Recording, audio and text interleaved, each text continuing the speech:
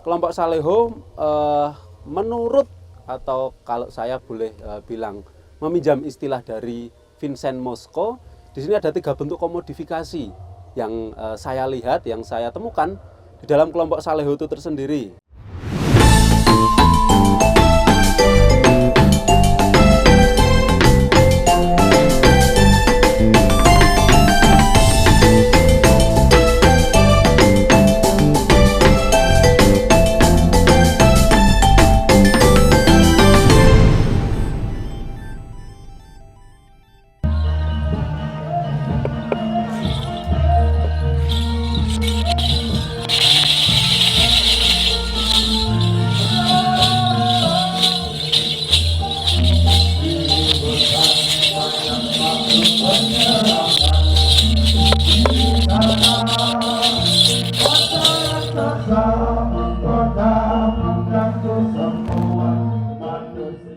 Saya Pak Imin, saya alumni PSPSR angkatan tahun 2019 dan lulus tahun 2022. Saya merupakan penari gedruk dan seniman tari rakyat yang ada di Boyolali. Kebetulan saya mengangkat tesis dengan topik atau objek kajian tari gedruk, tepatnya yang ada di kelompok Saleho, Kabupaten Boyolali. Pada tesis kemarin saya mengambil tema yaitu komodifikasi kesenian gedruk yang ada di kelompok Saleho, dan dari sana saya tertarik untuk meneliti atau mengkaji kesenian gedruk kelompok Saleho itu tersendiri, yang bagaimana saat ini tari yang ada di kelompok Saleho tari gedruk menjadi sebuah produk. Tentunya dalam hal ini adalah produk komersil yang diperjualbelikan dalam tanda kutip kepada konsumen-konsumennya. Nah, ini menjadi salah satu isu penting yang saya angkat, yaitu komodifikasi, di mana komodifikasi ini merupakan salah satu mode pergelaran atau penggarapan atau presentasi sebuah karya atau kesenian dari memodifikasi sebuah tampilan atau pertunjukan untuk dijadikan atau memiliki nilai komersil. Kelompok Saleho menurut atau kalau saya boleh bilang meminjam istilah dari Vincent Mosco, di sini ada 3 bentuk komodifikasi yang saya lihat, yang saya temukan di dalam kelompok Saleho itu tersendiri, yaitu satu adalah komodifikasi konten atau isi. Yang kedua, komodifikasi audiens atau pemirsa. Yang berikutnya adalah komodifikasi tenaga kerja. Tentu konten atau isi atau sajian dari sebuah kesenian gedruk ini menjadi bahan atau menjadi muatan yang digarap atau dikerjakan secara kreatif dan inovatif oleh kelompok Saleho untuk menjadi produk. Produk tentu produk yang berbeda, produk yang bisa merambah ke dunia pasar, dinikmati dan diminati oleh khalayak. Nah, beberapa penggarapan, beberapa treatment, beberapa upaya pun dilakukan oleh kelompok Saleho ini untuk menggarap, menyajikan kesenian gedruk yang berbeda. Misal seperti ragam tarian daerah lain, dan tentu digarap sedemikian rupa dari tata teknik pentas, dari musik iringan, lagu, sajian, penyajian, dan lain sebagainya. Nah, dari konten ini pun juga tidak hanya bentuk tarinya saja. Ternyata isi dari ornamen pertunjukan Saleho ini juga menjadi konten atau sesuatu produk yang dijual. Misal, dalam satu pertunjukan menghadirkan beberapa artis tertentu. Menghadirkan artis misal Niken Salindri, atau bahkan pemilik dari Saleho itu sendiri, Abah Lala, yang notabene adalah artis nasional. Mereka memasang pamflet dengan foto-foto atau memanfaatkan figur-figur tertentu itu untuk menjadi bahan atau produk jualan dari sebuah kesenian. Nah, yang berikutnya adalah komodifikasi audiens, di mana ternyata audiens atau penonton ini juga bisa menjadi bahan untuk dikomodifikasi. Secara singkat, ya menjadi produk jualan. Kasusnya seperti ini. Saleho adalah salah satu kelompok kesenian yang cukup populer di wilayah Boyolali dan sekitarnya. Tentu animo masyarakat atau penontonnya pun juga cukup banyak. Nah, ini dimanfaatkan atau ditawarkan ke beberapa panitia penyelenggara untuk mendapatkan jumlah penonton itu tersendiri. Misal, Saleho diminta untuk tampil di satu event atau satu acara tertentu oleh panitia, dan panitia itu memanfaatkan jumlah penonton atau audiens yang hadir untuk mendapatkan income dari apa? Salah satunya dari tiketing atau dari HTM, biasa HTM atau bisa tiket parkir yang harganya bervariasi dari 5.000, 10.000, 15.000 hingga 20.000. Dan ini cukup fantastis karena dari data yang saya dapatkan, beberapa pementasan atau pergelaran yang diselenggarakan melibatkan kelompok Saleho ini, biaya atau uang untuk pendapatan parkir atau HTM tiket masuk mencapai jutaan, 15 hingga 20 juta. Ini cukup fantastis untuk sebuah kesenian rakyat. Ya, jika kita berkaca atau melihat sebuah konser-konser besar, ini tentu sebuah hal yang wajar. Tapi sebuah kesenian rakyat yang notabene kesenian rakyat menurut beberapa para ahli adalah kesenian yang sederhana, kesenian yang apa adanya, yang murah meriah. Namun ini berbeda.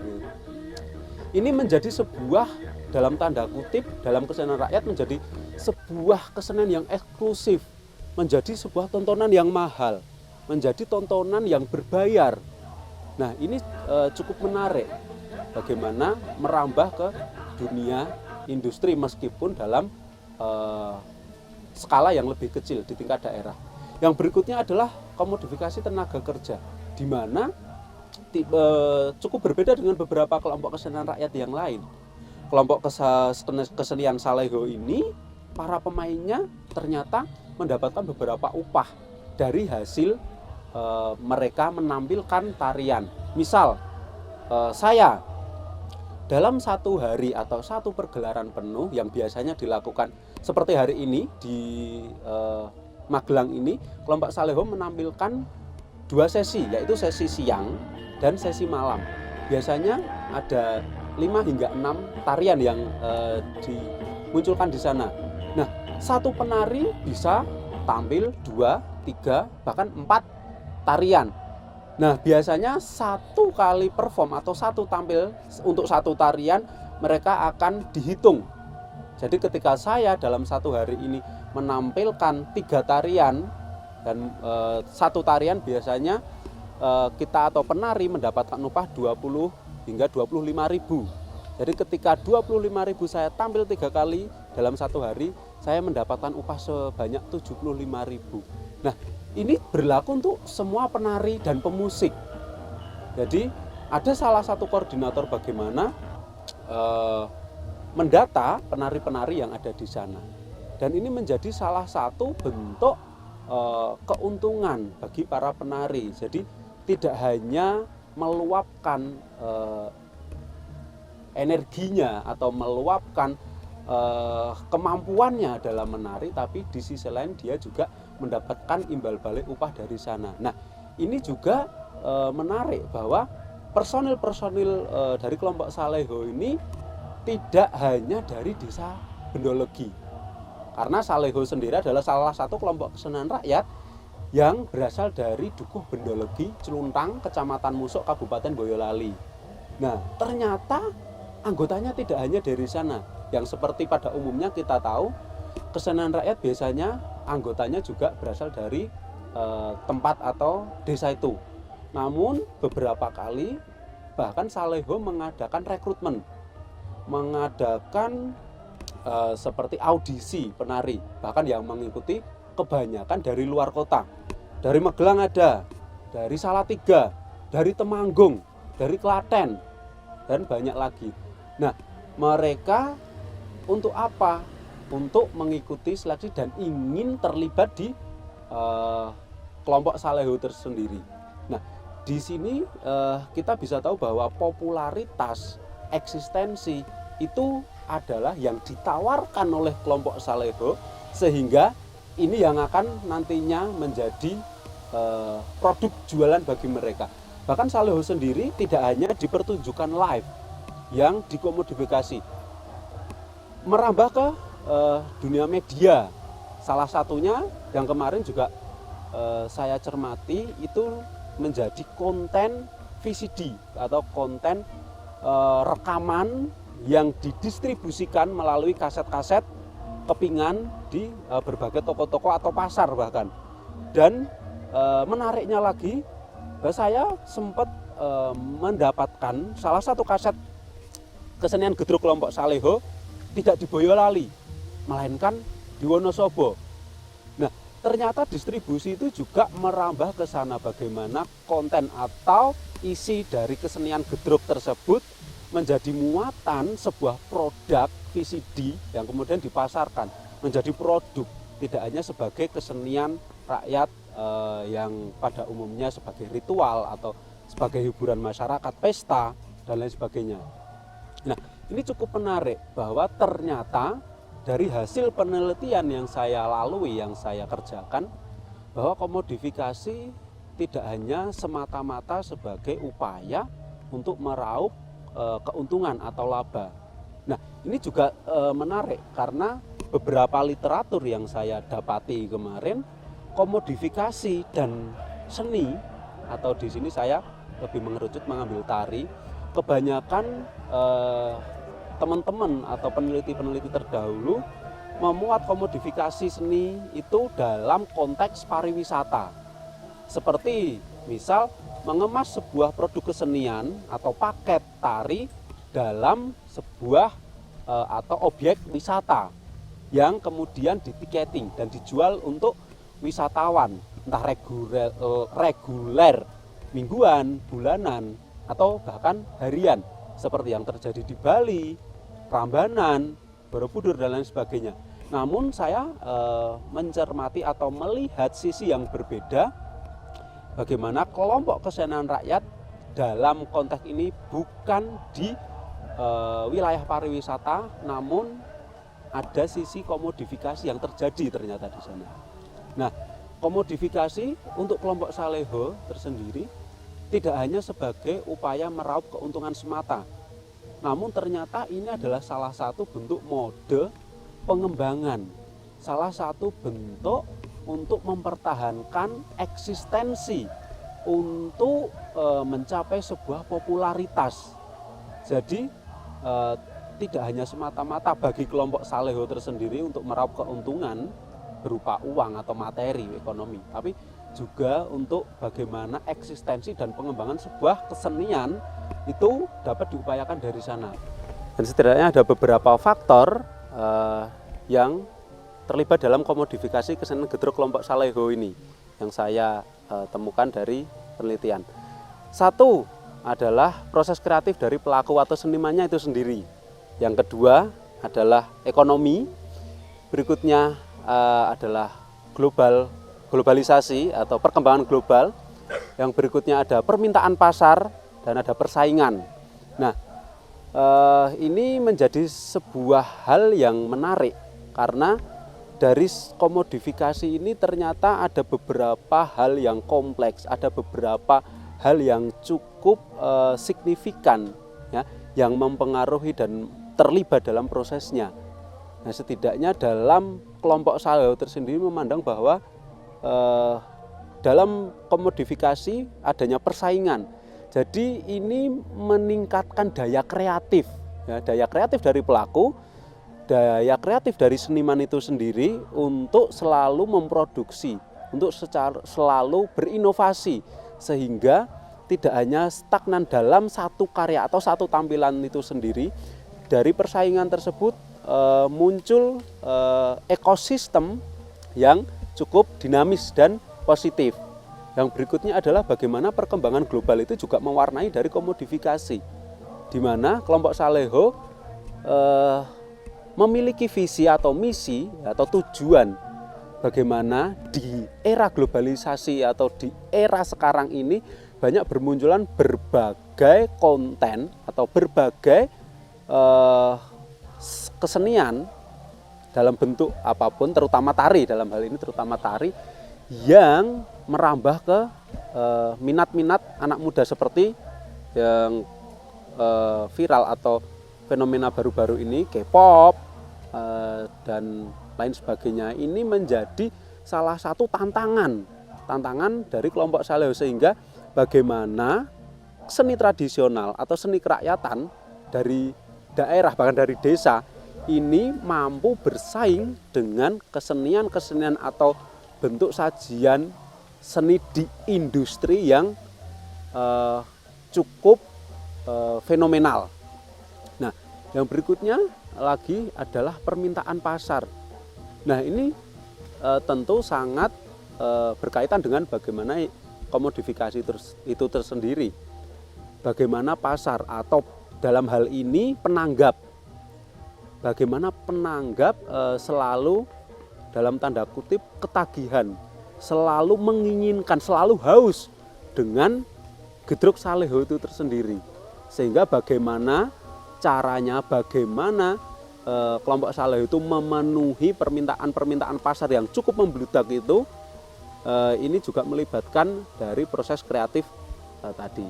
Dan di sini bagaimana penonton, antusias penonton, pasar atau misal kesan Gedrog atau tampilan Gedrog itu tidak hanya sekali dua kali dipentaskan, namun audiens atau penonton selalu menginginkan dan meminta lebih.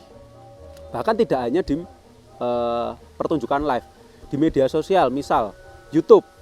Salah satu channel YouTube, bahkan di luar channel kelompok Saleho itu tersendiri, melihat atau memanfaatkan peluang bagaimana sebuah kesenian kelompok Saleho Gedrog ini bisa memicu banyak penonton yang akhirnya mendapat income dari channel YouTube itu tersendiri. Bahkan saat saya penelitian tercatat lebih dari 6 juta kali ditonton salah satu video dari channel yang ada di YouTube tersebut. Nah, ini artinya apa? Bahwa pihak-pihak tertentu atau yang dalam hal ini pemilik channel memanfaatkan, melihat peluang pasar yang cukup masif dari konten kesenian Gedrog kelompok Saleho itu tersendiri. Dan di sana tidak hanya satu atau dua channel, bahkan berbagai channel pun ikut untuk mengupload ulang, bahkan mereupload video-video Gedrog kelompok Saleho dan mencoba untuk menampilkan video-video terbaru dari pementasan kelompok Saleho, yang mana ini juga dinanti-nanti oleh audiens, dan ini menjadi pasar yang sangat empuk, pasar yang sangat menjanjikan bagi pemilik dalam tanda kutip pemilik bisnis kesenian di media. Nah, ini menjadi menarik ya, dari sebuah rentetan panjang bagaimana sebuah perjalanan kelompok Saleho dan kesenian Gedrog yang pada awalnya tidak berasal dari kelompok Saleho tersendiri, karena Gedrog itu memang bukan berasal dari Boyolali, namun bagaimana dengan kejelian, dengan ketelitian, dengan kecermatan penggagas atau seniman dari kelompok Saleho melihat sasaran pasar, melihat bagaimana proyeksi ke depan ini menjadi sesuatu atau menjadi konten, menjadi produk yang dapat bermanfaat, menjadi produk yang dapat diperjualbelikan, menjadi produk yang unggulan bagi kelompok Saleho itu tersendiri.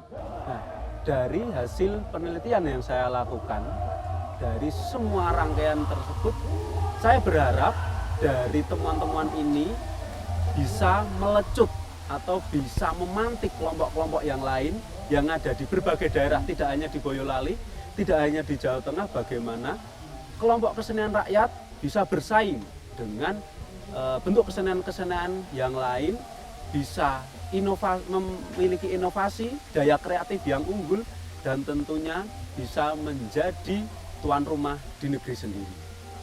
Dari rakyat, oleh rakyat, dan untuk rakyat. Terima kasih, selamat sore, dan sampai jumpa di lain kesempatan.